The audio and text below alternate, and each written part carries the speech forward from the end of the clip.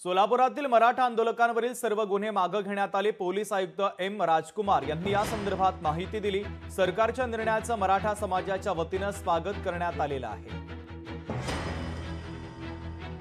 नवीन जे GR आलेले आहे त्यानुसार जे उर्वरित गुन्हे आम्ही न्यायप्रविष्ट होतो तेही आम्ही समिती गठीत करून त्या समितीने विश्लेषण करून ते 2 गुन्हे आता माघारी घेतलेले आहे। असा एकूण 7 गुन्हे सोलापूर शहर हद्दीत दाखल झाला होतो या मराठा आरक्षण संदर्भात घडलेल्या आंदोलनानिमित्त।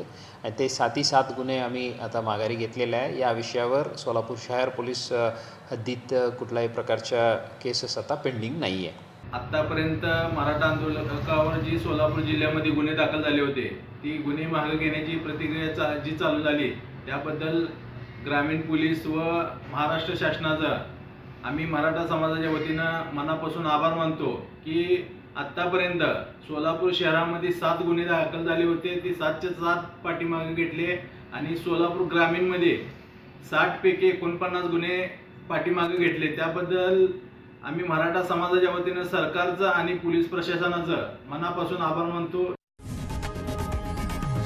लोकशाही मराठी ऐका, पहा, जागरूक रहा।